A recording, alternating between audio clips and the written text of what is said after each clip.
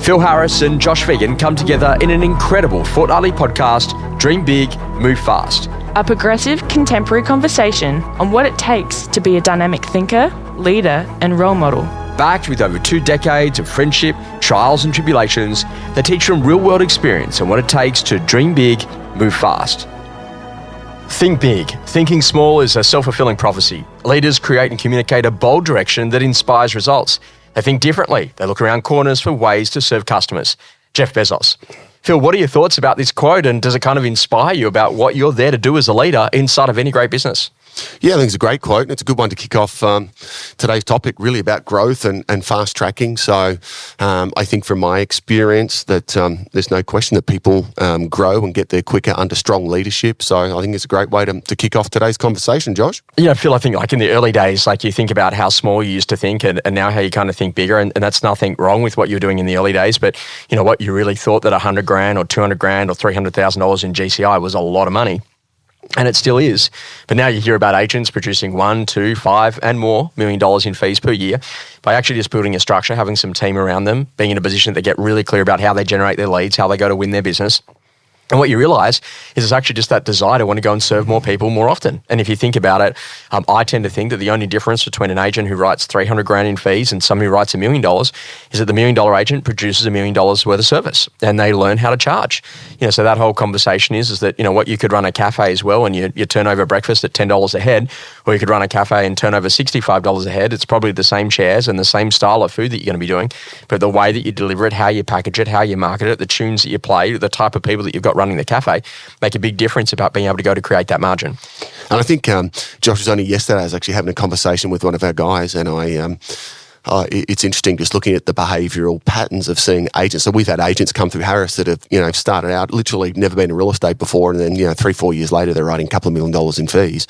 And the conversation I'm having yesterday is that there's the patterns that I've seen is what I call breakthrough months. And I think one of the first breakthrough months that I see for a salesperson first starting out is the first time they ever write $50,000 in fees in 1 month.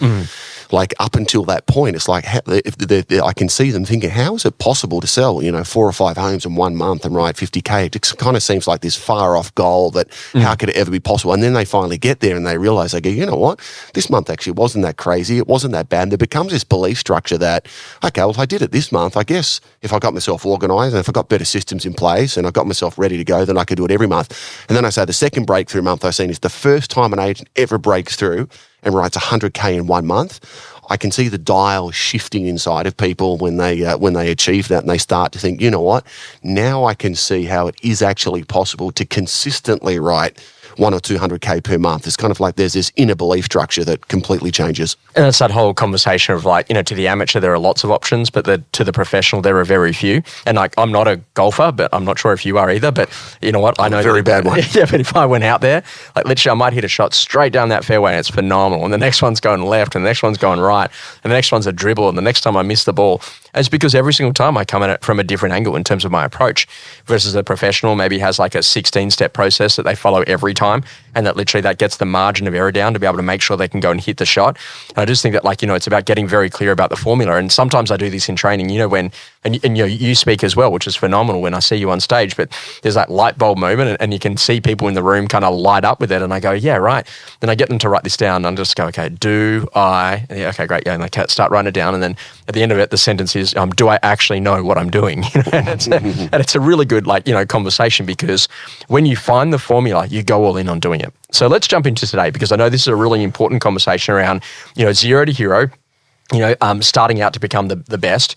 And I kind of love that, there's that Jim Collins conversation where he says, that the greatest intersection in life is that ultimately when you really love what you do, when you get paid really well for doing it, and then literally when you make the decision to become the best in the world at it. And, I start thinking about that. That's not about competitors. It's not about beating the agent down the road. It's not about being number one in this particular business.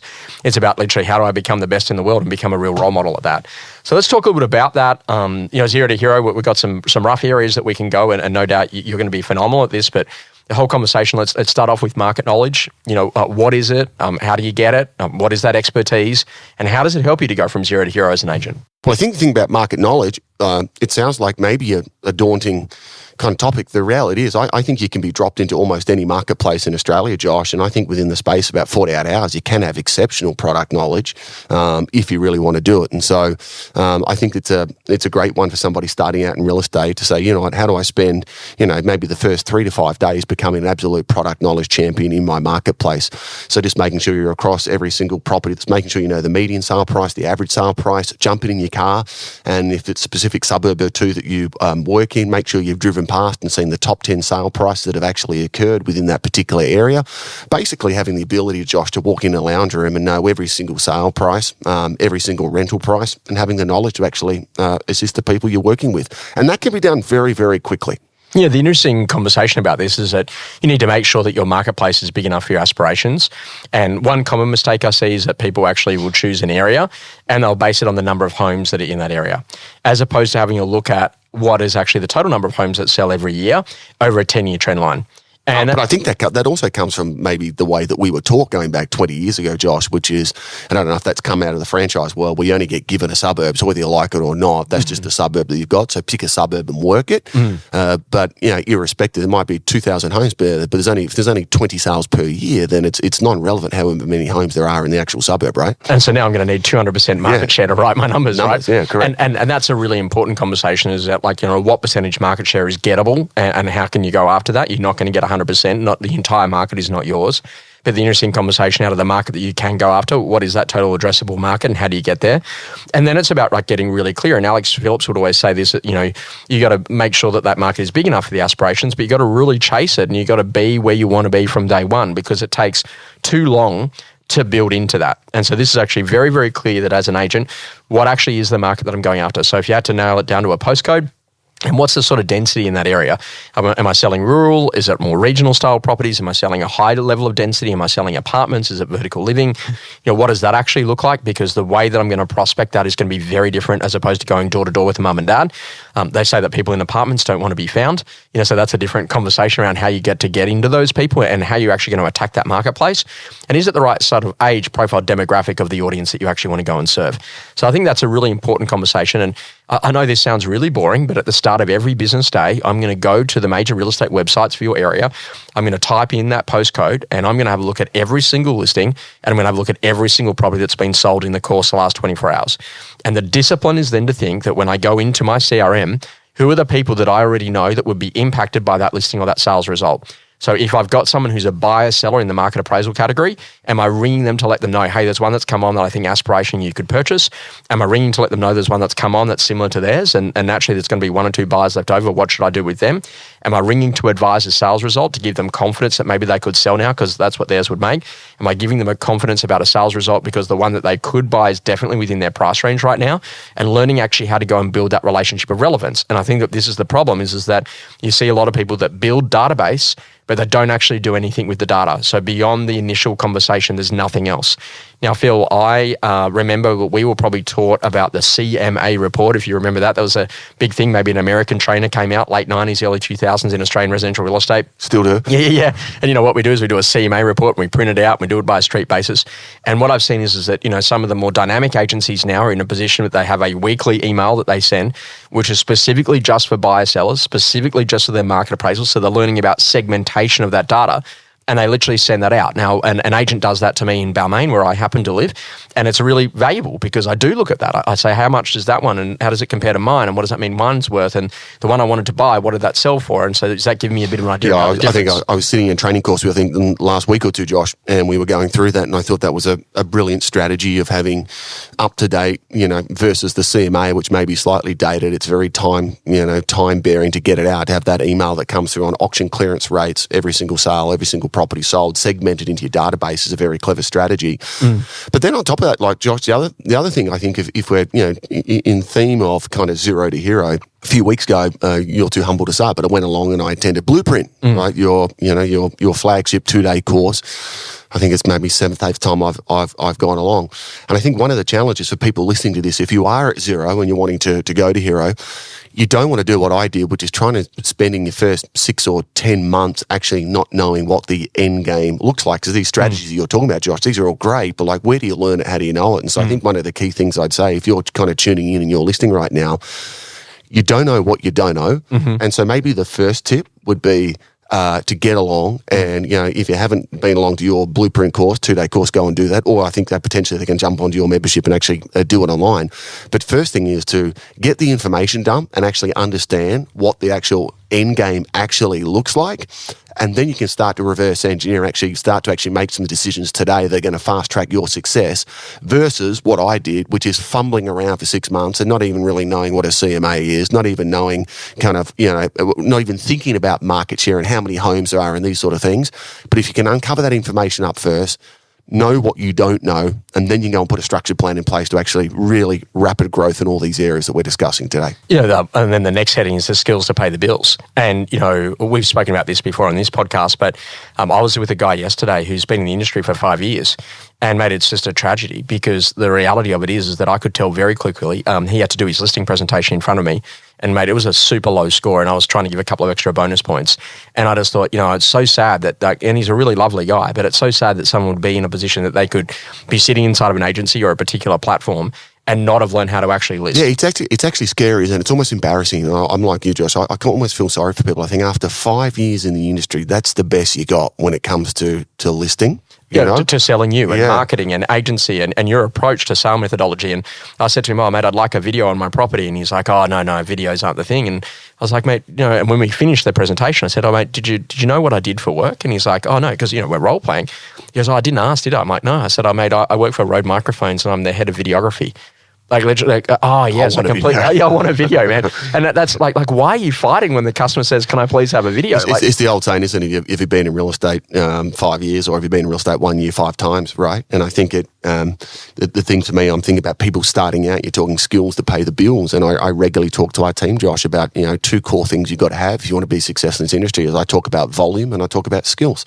So volume in terms of outbound activity, and it's one thing to say, are you making hundreds of calls or whatever, right? So whatever the KPI is of the calls. But if you haven't got the skill set, like, you're just going to be banging your head up against a wall, which is you can make 100 calls, but if you're appalling with your skill set, you're not going to generate the appointments.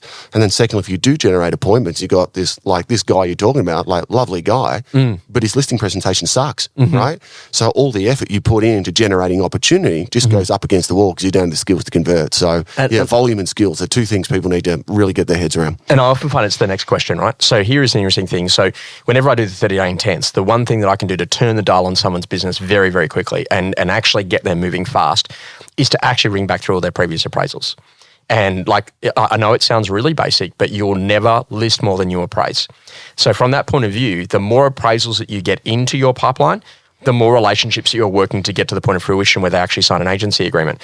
Now, some of those might be in an hour's time, some of those might be in 20 years' time, but you've got to get the appraisal numbers up. And so, literally, that's about perfecting that last 10% of the call. Hey, what is your place worth now? Any chance I can come and see it? It'd be great to see yours. It'd give me an idea on what you're looking for in the next one. Hey, Phil, what would it take to come and see your home? So I can give you an idea on the number. It'd be great to see more properties in this particular part of Adelaide, whatever, right? And then when you start doing that and you get in front of those people, what I find is that people aren't getting into logistics. And I learnt this. So say, hey, Phil, quick question. If you and Jennifer found, the right house for you guys to go and buy, how would you do it? And you'd say, oh, well, what do you mean? I said, well, would you, have you got some extra cash sitting aside where you could just buy it? Or would you, maybe get some bridging finance? Or would you buy the new one on a really long settlement and then hope that you could sell this one in between time? Or Josh, I haven't really thought about that. Phil, one of the things that we're doing here at Harris, really basic idea, is that we actually get you photographed, we get all the legals done, we get everything done as though you're going to go live to market, then we just park it. Then we find you what you want, and when you find what you want, you let me know. We press a button. We've got you live on the Harris website, live on the major real estate portals. I'll get 8 or 9 buyers through your place. I'll get you a great offer in the first week. So then you can proceed with a great offer on the one you want to buy. So I've got you buying and selling in exactly the same marketplace. And this is the thing that where the rubber really hits the road, is that people aren't actually going to that detail. They don't get into the logistics with the market appraisal, so they don't know what to do next to actually get that customer ready. Josh, what do you think the reluctance is to learn those skills? To really become a master of the phone and say, you know what, every time I pick up a phone, every phone call we make is deja vu, right? We're all making the same structured calls every single day. What's the reluctance to get really good on the phone and then really good at listing? What holds people back? I think about this, the Tom Peters quote that, the greatest impediments to our success is rarely our competitors' cleverness, but rather our own internal barriers that we erect ourselves. And I think that, if you think about that, I just don't want to ask the question. What happens if that person says no? And so you got these insecurities and this doubt and this fear and this rejection is so high, where what you've got to do is you've got to learn how to ask questions where it's really easy to say yes. So I'll give you an idea. So I'm in a listing preso with you and I say, hey, Phil, lovely to see you here this evening. I just want to ask you a really basic question before we begin. How can I help? And I reckon that like in seconds, if you've got good rapport with the customer, they might just let it all out. Oh, we've got a job relocation, blah, blah, blah. And then I'm into the presentation and say, look, Phil, I know it's very difficult to select a real estate agent. I'm just going to say this to you. Have you already chosen one? And they might just tell you, no, we're going with you. Like now you can go for the high fee. And then here's a nice little piece of dialogue to say, look, at the end of the day, in selecting a real estate agent, I take my job really seriously and I know that can have a profound impact on the sales result that you're going to achieve. And what I've got to do is a few things. I've got to get you sold. I have to maximize your sale price. I have to reduce the risk and I have to make it easy. So Phil, that's get you sold, make it easy, reduce the risk and maximize your sale price. Because I know every dollar that you get here is a dollar you don't have to pay tax on with the principal place of residence. Phil, would you let me do that for you? Now, you try and say no to that. It's very hard to say no to that without positioning yourself as though you're a bit of a jerk, right? So, and that's what great salesmanship is. It's about like really learning. So the key skills, like record your dialogue, play it back, record your dialogue, play it back. And people say, oh, that's brutal and I sound ugly. And you know what? It's not any better in real life. And what you realize very quickly is that that's actually the bit, is the ability to be able to work out where the refinement's got to happen and saying, how do I become the best in the world at that? And listening, so, I mean, it's your number one skill in real estate, right, Josh? But I think for a lot of people, if you don't want to prospect more, well, stop losing listings. Like if you can take your strike rate from 5 out of 10 to 8 out of 10, you don't have to do any more prospecting calls just by being better at converting. So I agree, skill set that needs to be worked on. So running a calendar, and I know that we've done this, but a successful life as an agent, very basically, you gave me the basics and I've taken and run with it in the training rooms, but AM prospect, PM appointments. How basic is that as a calendar item to just say, like, in the mornings, all that we actually do is that we're in a position that we are on the phones creating opportunity, and in the afternoons, we're actually out there in the real world seeing other people and doing lounge room stuff. If you think about that AM, PM concept, how important is that for an agent to get right from day one, that all I do in the morning is actually create opportunity and all I do in the afternoon is do my appointments? I think it's essential to get it right, and it's probably the number one behaviour that will have the biggest effect on your career. And I think it becomes a pattern. And what else would I call it? Like it's a behaviour that if you can actually instill it and get it right, it has a profound effect. I also find that agents that don't get it right early in their career, it's very easy to become distracted, Josh, and you find yourself hanging out in coffee shops at 10 o'clock or 11 o'clock or shuffling emails and not really doing what needs to be done. So that simple behaviour that you've always taught for a long, long time, Josh, was doing a minimum of 2 45-minute call sessions per day before midday. And then just having that simple philosophy, Josh, which is, what's the purpose of your call sessions in the AM? Like, it's purely to generate face-to-face appointments in the afternoon. Like, that's the AM and that's the PM. AM is for generating appointments and PM is for just getting face-to-face with the people that you generated during the morning.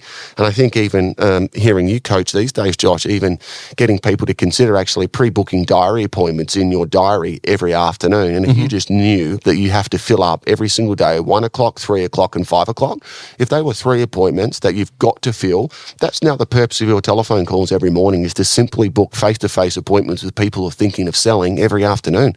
Like it's a simple strategy that you need to lock in. So then, Phil, that leads you into the conversation of long-term relationship builds, right? So the easiest way to build a relationship is to be a high level of relevance. So, mate, if ever I'm going to be in Adelaide, I'll always let you know. If ever you're going to be in Sydney, you always let me know. And the benefit of that, we happened to have a dinner in Melbourne a few weeks ago. We were both there. We knew that each other was there and there's a chance to catch up. Long-term relationship builds are about learning how to be super relevant to someone. So, I think that the biggest problem is that we build this data and we do nothing with it. Here is a really quick way to go from zero to hero. I dare you to have a printed list on the right-hand side of your workstation every day, a list of every buyer seller that you know. So every single time you see a new listing or a new sale that's happened, who does that impact? I dare you every Friday to go to the discipline of actually reading through every market appraisal you've done in your career. You look at the name, you look at the street address, you till through that field and you go, I should ring them, saw them the other day, whatever the story is. And then I dare you to do what my grandfather did, which is literally at the end of every month, literally ring every single person who's ever done a transaction with you during the course of that month, over your entire career. And if you just rang everyone we're recording in September right now, if you rang every single person who has ever done a deal with you in September in the course of your career, and you just did that religiously over the 1, 2, 3, 4, 5, 10 years of your career, it would be phenomenal. And that's where I want to catch the newer people to real estate and get that instilled and ingrained as a behavior when it's 1 or 2 transactions that you're calling. So when you get 10 years down the track and it's 100 transactions that you're calling every month, that becomes the dominant way that you generate the leads. And we go to call that lifetime value of a customer. Like if I just went from one gig to the next and I never wanted to try to work with the customer ever again, mate, I would be out of customers. So now what I've done is that I was probably one of the first in training to have a 5, 10, 15, 20-year relationship with brands and to still be speaking. And I've got people that have seen me speak 150 times. Like, Phil, I think I'm okay, but I don't know, like watching me for 450 hours, that's a lot of time and a lot of jokes that haven't been developed. So like that's the difference, right? Is you got to learn long-term relationship builds is all about relevance. Yeah, and I think also, Josh, those like really simple tactics that you just spoke about there, like if you did those 4 or 5 key follow-up activities, and if that became the backbone of your personal selling strategy, you're going to have a phenomenal career. I know when I was selling, Josh, one of the key things he spoke about having your past appraisals on your desk. I was very digital in terms of my follow-up, but I always had what I call my A sellers, anybody who's thinking of selling in the next 30 days. That was always a hard copy list, and it was the first list of people that I looked at each and every single morning. And then just kind of circling back to what we spoke about before, if you had full confidence in your listing presentation, Josh, like if you truly believe that you were a listing monster, like in the lounge room, you were a monster when it came to listing, I think that has a much greater, stronger effect on your prospect, your desire to prospect, because I think your psychology changes, Josh, is when you know that you are great at listing, that empowers you to pick up the phone to actually generate more activity, because you know that if you get an opportunity, that if you get a sniff, and if you can get me in the doorway, then I know that I'm going to convert. I think it actually has a powerful impact on your prospecting. So it's another great reason why you should think about getting your listing skills super strong. The second part to that, finding short-term opportunities. And I know this sounds crazy, right? But every single time that I see a sold board go up, my mind thinks about this. What did it sell for?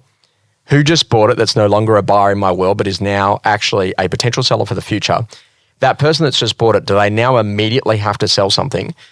In addition to that, the seller who just sold, are they now the best buyer in the marketplace because they're cashed up and homeless? And, Phil, how many agents do you think about that when they see a sold result on the major real estate websites each day? Yeah, nowhere near enough. And I know you and I have had previous conversations about this without a doubt. But if you're looking for immediate listings to drive your immediate pipeline of listings right now, agents that are great at just listed, just sold campaigning, particularly with the technology that's available now, Josh. I know when we first started going back 20 years ago, like running just listed, just sold campaigns, it was a lot harder to actually chase down people that lived on that street or whatever. Is now there's various AI products that you can use that you can have anybody who you should be contacting can be immediately populated into a list. But that's a greatest opportunity, particularly in a marketplace now, Josh, where a lot of us across the country over the last few years, there's been a stock shortage, and so there's been less opportunity to promote your success and to connect with the right people because there's been lower volumes. So I think just listed, just sold campaigning is absolutely incredible for short-term listing source. And then the basics of running great open homes, Josh, of actually interfacing with people every weekend and really impressing people. There's a major opportunity to secure short-term listings if you can take advantage of both of those strategies. And you're driving past a building site, it looks like it's going to come pretty close to completion. Mate, what's going to happen? That's new supply in the marketplace. Either someone's going to move into that, which means they've got to sell something else or lease something else out, or they're going to go and sell that, or they're going to go and rent it out. Like that's short-term opportunity. The other thing is that know your market. So one of the things that's actually happening as we go through this next real estate cycle is that we're in a position that we've got some expired listings happening in marketplaces. Not the best listings to get, but as an agent, if you're starting out, what are the expired listings that you could go after? If it's been on the market for 120 days, then there might be a conversation with some of those sellers. And the interesting conversation is that if you could get 1 or 2 of those away, get those sold, that's the momentum that you need with a board going up and a sold sticker applied that allows the neighbor to go, hey, I'm going to ring you about that. And it's actually about more than more. And it's, this is basic conversation. It's easier to be number 1 in every market than it is to be at number 10 because number 1 gets called in because number 1 meets more people, more open for inspections, more auctions, more often. And so I would say to you that aspirationally, the best thing that you can do in your career is get to a minimum number of opens every Saturday. So I got to get to 1 every Saturday. That's the first challenge. Then to 2 every Saturday, then to 3 every Saturday, then to 4 every Saturday, then to 5 every Saturday. Then I got to get to 6 every Saturday. And Phil, if you've got to 6 open for inspections every Saturday, then you got to grow a team and get some more. And then you get 7, 8, 9, 10, 11, 12. And that's the aspirational sprint. I find that when you start to get to maybe 3 every Saturday and you can get that into 4 and 5s, then you've actually got a phenomenal business, because if you've got a sales process wrapped around that allows you to sell in under 28 days or less, your turn through is getting you anywhere between 30 to 50 transactions every year. And it's like, you're going to have 5 opens on a Saturday. Do you want to do 5 opens on the same house for 60 days? Or do you want to do it on the same house for 30 days? And if you can get it done in 30 days, you can actually double the throughput of the number of transactions that you can do in your career. Yeah, and the momentum just builds momentum. And it also, I would say, Josh, from my personal experience, your career just becomes so much more fun. And I would say that the calls, the actual outbound prospecting activity becomes far more enjoyable, the far more successful that you become, because there is a whole lot less friction and less resistance in the type of people that you're calling. When you're consistently calling past appraisals, say, hey, I just sold this for 1.1, I just sold this for 2.4, they're a lot more friendlier calls. So yeah, being successful becomes a whole lot more easier and more fulfilling once you actually get on that merry-go-round of success. So I think about this, that like every sale has got to be another listing. So before you move on from that transaction, before you celebrate with the sold sticker going up and the champagne and all that stuff, where's my next one? So here's an interesting thing. Let's say that you're an auction agent, you're going to an auction today, you auction the property at 11 o'clock, it sells at 11:30. Between 11:30 and 12, I want a call session booked in where you're in your car with the top 5, 10, 15 people that need to know about that sales result right now. Not a text, a call. Hey, we've got 2 buyers that are left over. Phil, what should we do? Do we mention your house or not? Yeah, and just that basic discipline of doing that really well. One of an old friend of ours, Josh, a guy who's does a bit of training as well, used to talk about scoops off the back of listings, saying that there was a minimum requirement of every property you sell, there should always be 2 scoops off the back of it, meaning you need to list 2 properties off of every home that you sell. And if you run your campaigns correctly, there's no reason why you can't. Phil, why is timing everything? Well, I think timing is everything. How would I respond to that? I would say timing is everything, well, depending on what it is in context, but I would say from your career, timing is vitally important to getting your skills right, creating opportunity, and then finally, making sure you're building long-term career. So I think that like the timing thing is that right location, right people. Sam Zell had this great quote where he said, you just never know where you're going to learn. But if you put yourself in more of the environments where learning happens, there's a good chance you're going to stumble upon something. And I think about that the time that you put aside to grow to become the best in the world, to become the Michael Jordan or the Kobe Bryant of your industry, is about that time to put the energy and the effort in to actually become one of the greats. And, I'm not talking about this thing on Instagram or what's happened with that or how much GCI, right? What's right for you and what actually energizes you. And one thing that a lot of people forget is that your career will be one of the most stable elements in your life. It's always there. And if you do it really well, it can be one of the most fulfilling things that you'll ever find. And the lesson is that you just got to make that decision to go all in on it. And really, then it comes back down to size and quality of database. And, you don't need a big database. It's actually what you do with it. But if you've got a big database and it's unruly, well, that's on you. And the lesson is clean it up. Don't be in a position. So imagine this. I'm opening a real estate agency. I'm going head-to-head with Harris Real Estate across from you here at the head office. And I'm going head-to-head with you next week. Who's going to win? Well, arguably, you should smash me to smithereens. You got 15 years worth of transactional data, a ton of relationships, a whole heap of past clients, a ton of market appraisals, you name it, heaps of track record, penetration in market share. But it turns out that if you don't do anything with those market appraisals, if you don't do anything with those past clients, mate, I get my first listing against you, I'm working that street with that 10-10-20. And you know how hard I'm going to do that. And I'm going to work those buys. Mate, I'm going to turn that listing into the second listing. And that's how I'm going to creep all over you and get in that market share. And that's the thing that you got to realize is that I think that the difference is that sometimes people just get really comfortable rather than hungry. And you got to make that decision, have that eternal hunger to want to go and chase in every transaction. I think it comes back to what you said before. That was a great quote, that Tom Peters quote, Josh, was basically saying, forget about your competition. It's your own internal issues that is the actual issue. And I think for any agent in any marketplace right now, what we've discussed today, going from zero to hero, is if you actually get yourself organised, if you're very deliberate in strategy, there are some basic principles that apply. There are some basic rules to your database, such as every property you've ever appraised needs to be in order. Every property you've ever sold, every past vendor, every past buyer needs to be in order.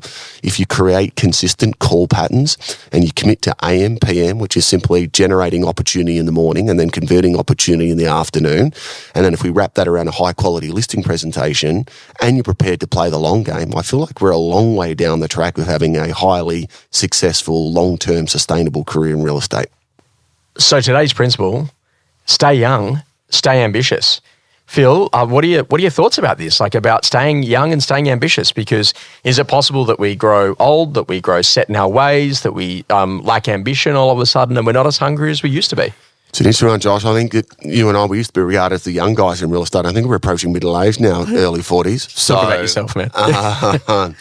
Yeah, no, I think that staying hungry and staying ambitious, it's something that, for me, I don't find it hard because I work at it every day. Like I'm continually, and I think what drives that is education for me. So if there's a passion to grow and just to become the best version of yourself, and that's a daily battle. How am I a little bit better than what I was the day before? I think that's what ignites me to continue to keep moving forward. Feeling good and ready for more? Thanks for joining us On Dream Big, Move Fast.